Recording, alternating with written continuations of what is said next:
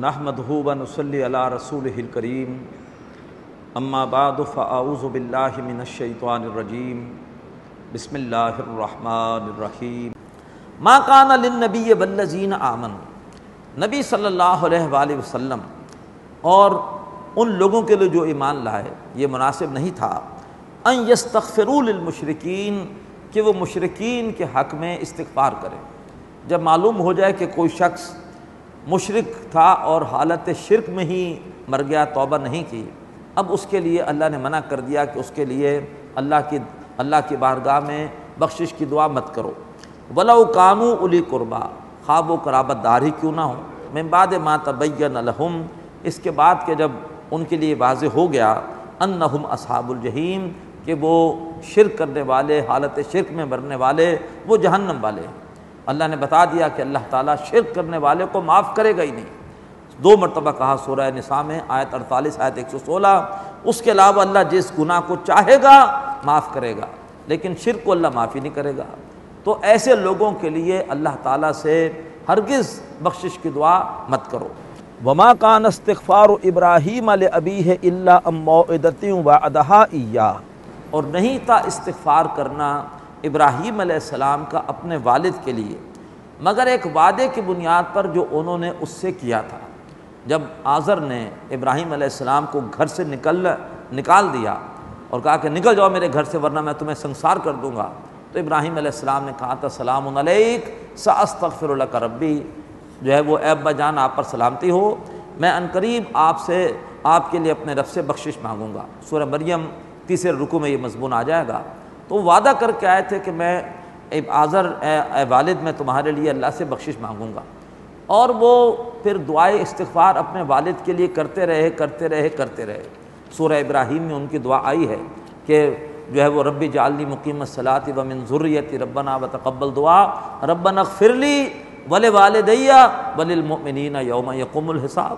تو وہ دعا کرتے رہے اپنے والد کی بخشش کے لیے، لیکن فرمایا فلما تبین لہ، جب ابراہیم علیہ السلام کے لیے بات ظاہر ہوئی انہ عدو للہ کہ بے شک ان کا والد اللہ تعالیٰ کا دشمن ہے اور حالت شرک میں ہی مر گیا ہے، تبرأ من، تو پھر ابراہیم علیہ السلام نے اس سے اعلان برات کی اور اس کے بعد اس کے لیے اللہ سے بخشش کی دعا نہیں کی۔ ان ابراہیم لأواہ حلیم، بے شک ابراہیم علیہ السلام بہت ہی نرم دل اور بہت ہی تحمل والے تھے۔ وما کان اللہ لیضل قوما بعد اذ ہداہم، اور اللہ تعالیٰ ایسا نہیں ہے کہ وہ کسی قوم کو گمراہ کر دے اس کے بعد کہ وہ اس قوم کو ہدایت دے چکا ہو، حتی یبین لہم ما یتقون، یہاں تک کہ اللہ ان کے لیے واضح کر دیتا ہے کہ انہوں نے کن کن باتوں میں اللہ تعالیٰ کی نافرمانی سے بچنا ہے۔ ان اللہ بکل شیء علیم، بے شک اللہ تبارک و تعالیٰ ہر چیز کا علم رکھتا ہے۔ ان اللہ لہ ملک السماوات والارض، بے شک اللہ ہی کے لیے ہے بادشاہت آسمانوں کی اور زمین کی۔ یحیی و یمیت، اللہ تعالیٰ ہی زندگی دیتا ہے اور وہی موت دیتا ہے۔ وما لکم من دون اللہ من ولی ولا نصیر، اور تمہارے لیے اللہ تعالیٰ کے سوا نہ کوئی حمایتی ہے اور نہ ہی کوئی مددگار۔ اب اس کے بعد آخر میں پھر ایک بار تحسین ان صحابہ کرام کی کہ جنہوں نے بڑی مشکل گھڑی میں تبوک کے اس معرکے میں جناب نبی پاک صلی اللہ علیہ وسلم کا بھرپور ساتھ دیا۔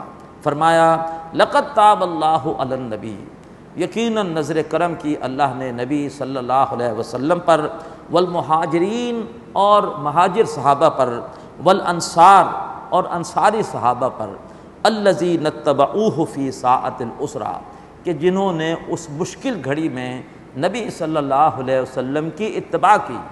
یہ ہے اتباع کا اصل میدان، یعنی اس مشکل گھڑی میں اللہ کے رسول کا ساتھ دیا۔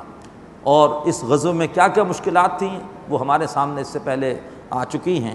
من بعد ما قاد یزیغ قلوب فریق منہم، اس کے بعد کہ ان میں سے ایک فریق ایسا بھی تھا کہ جس کا دل ٹیڑھا ہو چکا تھا، اشارہ ہے منافقین کی طرف۔ حالانکہ انہی مسلمانوں کی جماعت میں ایک گروہ تھا کہ جس کا دل ٹیڑھا ہو چکا تھا اور وہ اس موقع پر پسپائی اختیار کر رہا تھا، دوسروں کی حوصلہ شکنی کر رہا تھا، لیکن اس کے باوجود ان انصاری اور مہاجر صحابہ نے اللہ کے رسول کا اس مشکل گھڑی میں بھرپور ساتھ دیا۔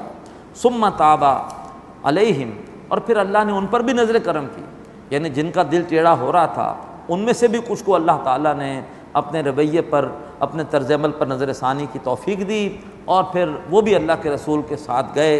اِنَّهُ بِهِمْ رَءُوفٌ الرحیم، بے شک اللہ تعالیٰ ان سب کے حق میں، انصاری صحابہ، مہاجر صحابہ، یا یہ کہ جن کے دل میں ذرا ٹیڑھ پیدا ہو رہی تھی اور پھر ان کو اپنی غلطی کا احساس ہوا اور اس کے بعد انہوں نے اللہ کے رسول کا ساتھ دیا، اِنَّهُ بِهِمْ رَءُوفٌ الرحیم، بے شک اللہ تعالیٰ ان سب کے حق میں بہت مہربان اور رحم کرنے والا ہے۔